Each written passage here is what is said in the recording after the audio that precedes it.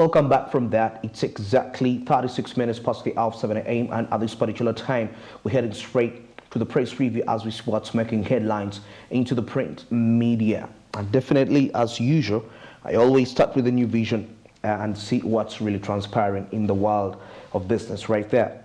And looking at the new vision, we see that Uganda's first satellite goes in space today. I believe this is quite very great news. That's on page 7, but before we get there, we shall get there. Let's first go through something so remarkable right here as we see 8,000 teachers due for retirement.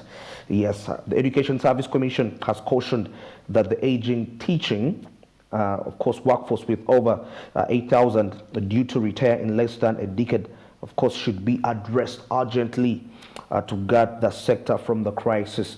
So that is something which so remarkable right there. 8,000 teachers, of course, due for retirement. So you can see what's really taking place there. The commission, which is responsible, that's for the recruitment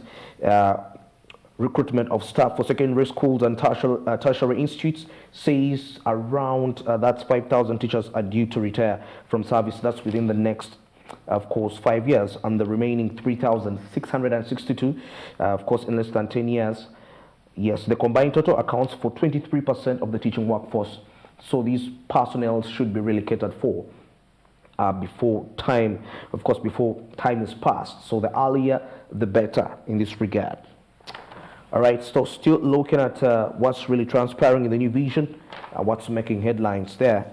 We see Kingfisher rig installation starts. The Kingfisher rig installation starts. All right, the installation of the oil drilling, of course, rig in the Kingfisher, that's the development project area, has commenced after the Tilenga rig arrived in Bulisa. That's for Mombasa Port. All right, the trucks carrying components, that's of the Tilenga drilling rig arrived in the country. That was a week ago and have since made their way to the development within the area. The China National Offshore Oil Company is in the lead. Of course, it's the lead developer for the Kingfisher project, whereas Total Energies EP Uganda is in the lead developer for the Tilenga project. So you can see the both are sharing the project in terms of cost and profitability that way. All right, now we come to the very interesting news here as we see Uganda launching its first satellite. Uganda's first satellite is scheduled to take off in the skies today. Officials, that's from the National Aeronautics and Space Administration, have said, or what we know as NASA. Officials from the NASA have confirmed that. You see here that the Minister of Science, Technology and Innovation, that's Dr. Monica Msenero, says NASA officials had informed Uganda the technical hitch had delayed the planned Sunday launch of Uganda-made PAL of Africa, PAL Africa Set 1. Yeah, remember, Uganda was supposed to launch this satellite that was in September. Then later it was shifted to October. The reason why it was shifted to October was due to weather challenges. Yes, then it was shifted to October, but still in October it didn't take place. Then it's being shifted to this particular month. So that is something very remarkable in there.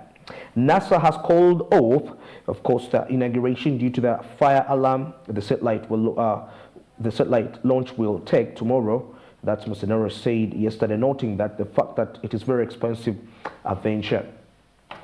Why the satellite? It's quite very remarkable because it's going to be very influential in terms of detecting, of course, monitoring the weather and also being in position to monitor environments, different environments, and which is quite a very key aspect of agriculture industry regarding that, because so many times farmers have been making decisions depending on other, sometimes depending on what they feel like the weather will be, or depending on how they are interpreting the weather seasons. But at the end of the day, they've been making losses. So the satellite will be a very important tool and very key in terms of helping to navigate the environment and the weather. And people will know that this is the right season to plant. This is not the right season to plant. Remember, most of our data of weather forecast, I'll say this, if you didn't know, we don't get it firsthand from within here. We get it from the regional weather forecasts. And of course, these are, you find that in Africa, there is one major forecast. And then that major forecast determines what Uganda's weather will be like. So you find that in Uganda, we don't get that information ourselves directly, but our weather is predicted for us. Let me say that in that perspective, getting those accurate weather.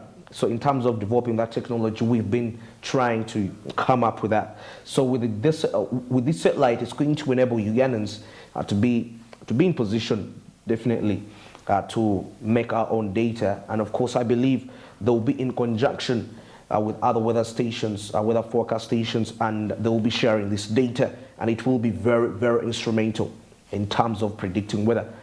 Apart from that, also disasters. The satellite will be very key in terms of determining and, of course, monitoring disasters, and they will be in position to warn people in time, unlike before, whereby disasters come abrupt and people are so shocked. And of course, that comes back to those places which have been experiencing earthquakes, and so the satellite will be quite a very potential tool in terms of that. So you can see the potential economic benefits this satellite will have to this country's growth and development. So that is something that is very remarkable. And I believe as a Ugandan out there, this should be really very good news and worthy of celebration. All right, now away from that, still looking into what is making headlines, we look at the bill to protect consumers from fake products. Of course, that's from the responsible people that are providing them. Of course, we've actually reviewed this story in our news recap, but still we can have a more hint. The Parliament Committee on Trade, Tourism and Industry has mooted a move to table the Consumer Protection and Management Bill, of course, which seeks to protect consumers from substandard products and services as well, and unfair trade practices. We see two aspects here. That's consumer exploitation in terms of the prices that they are charged, and also looking at consumer exploitation in terms of the quality of the goods that they consume. So that is something very remarkable in there. All right, now I put the New Vision aside and I come to the Daily Monitor and see what's making headlines in the world of business. And definitely something regarding Mubende. We see Mubende locals and leaders protest fresh lockdown. A section of Mubende district leaders and residents have protested the government's week extension of the Ebola, of course, in induced lockdown. Although some leaders admit that the earlier lockdown had reduced confirmed cases in Mubende, they say that the government should consider the plight of the jobless groups. And quite a lot have lost jobs, and definitely the standards of living have not been the best in that area, and the extension has really caused quite a massive worry for the leaders right there. So they are choosing to protest for that extension. All right. Then still in the Daily Monitor, we see Labour farm closed and owner arrested. That's over 44 million shillings fraud. Authorities in Imbara City have closed a company, of course, a Labour exporting company, for allegedly defrauding people of 44 million Ugandan shillings. And of course, Mr. Ariho Moses, the resident city commissioner of South Division, also ordered the arrest of the company's chief executive officer. That was last Friday. And of course, it says that the CEO has been recruiting the young people, claiming that he's taking them abroad for jobs. And after receiving that's reports that, after receiving these reports, his arrest was ordered with immediate. So there was some sort of fraud taking place right there. So you can see what's really taking place in our world today. Schools to lose licenses over failure to register learners. The Ministry of Education and Sports have vowed to revoke license of private schools that will fail to register learners. That's on their government's education management information system, or what we call as EMS. That's, of course, it's an internet-enabled system. Of course, in the same regard, government has threatened to suspend capitation grants. That's for government schools that will also fail to beat the last deadline the deadline set by, of course, the government regarding that particular matter. So schools to lose licenses over failure to register learners. Of course, now we've come to the end of the press review. It's exactly 46 minutes past the hour of 7 a.m. and at this particular time, let's get straight to the international news.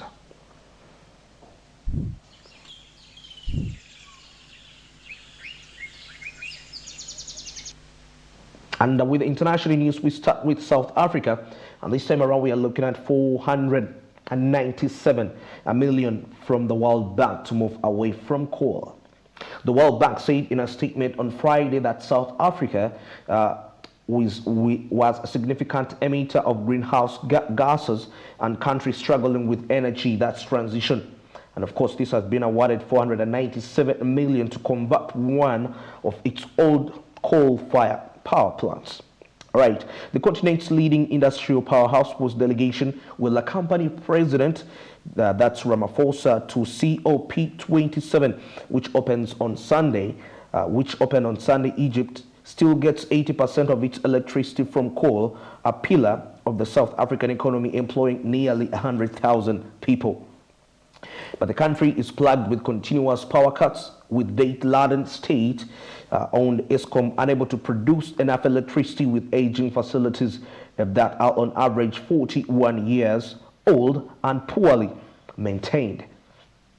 So you can see what's really regarding that the state electricity provider was not in position to provide what the nation needs right there.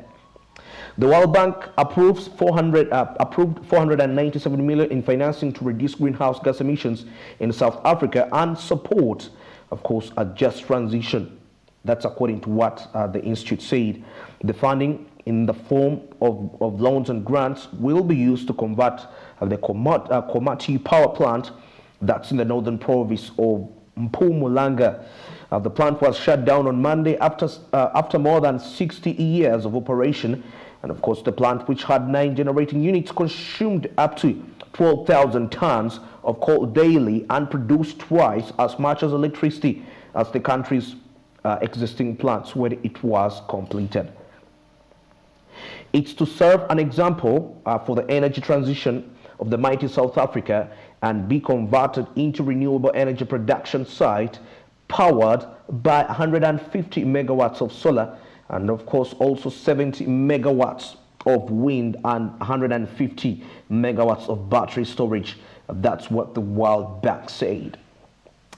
All right, and then away from South Africa, now we come to the COP27.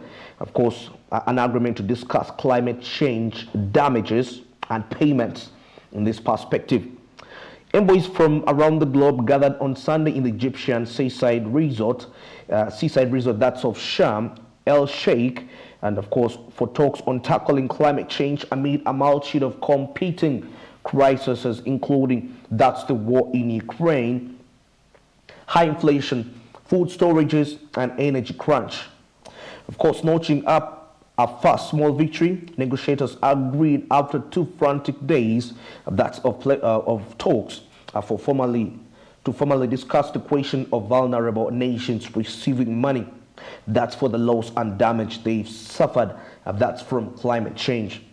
The issue was weighed on the talks for years, with rich nations, including the United States, pushing back against the idea of climate reparations. More than 40,000 participants have been registered. That's for this year's talks, reflecting the sense of urgency as major weather events around the world impact many people and cost billions of dollars. That's dollars in repairs. Organizers say that 110 world leaders will attend, many of them speaking at a high-low event that's between November 7th to 8th, while the U.S. President Joe Biden was expected to arrive later in the week. All right, we come to the end of the international news report as we are looking at Tanzania and China to reinforce cooperation.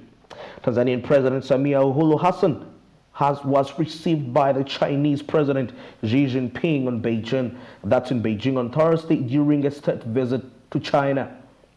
President Hassan is the first African head of state, of course, China has received after the 20th National Congress Communist Party of China, that's the CPC. During the meeting, both countries agreed to expand the scale of bilateral trade as well as boost that's the level of trade and economic cooperation. The talks concluded with signing a bilateral cooperation document covering trade, investment, development, cooperation, digital economy, and green development.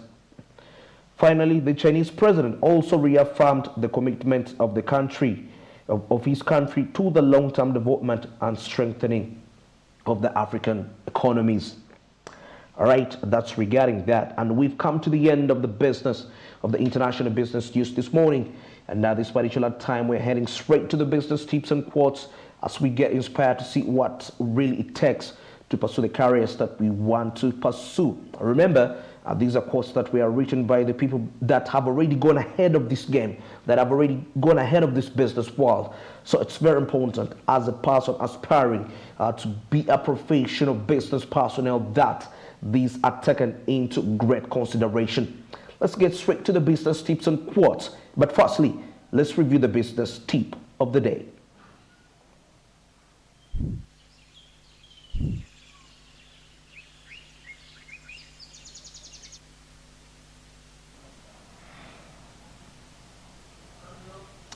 All right, we're still looking up to that to ensure that we bring you the business tips and quotes of the day regarding that. Remember, like I told you earlier, it's always important, of course, to have mentors in life, and some of these tips come from the very mentors that we look up to in the world of business. All right, the first tip of the day says diversify. If you get more than 50% of your business from one customer, and of course, or a distribution channel, diversity, don't become overly dependent on one source. That's for your long-term economic well-being. Yeah, that is something very clear as it is. Diversification is very important. Get to understand that there are quite lots of people in the world, quite lots of different races in this world, and of course, each person comes with a unique taste regarding what they really want to consume. So it's very important to ensure that you at least serve the bigger percentage. This will be very key in terms of your long-term survival in the business. Unlike when you only rely on only one group of people, that might limit you, because one day, one time, you never know. What if that group of people you're only serving, they wake up and their tastes and preferences have changed? So that is going to be quite something that is very risky on your business career, on your business investment, and definitely it will cost you economically in one way or the other, and your revenues will be affected at the end of the day. So diversification, very key. Do more than dealing so many, serve a number of customers. There are quite so many. You can serve each test in a way that you can. All right, now let's wind this up with the business quote of the day.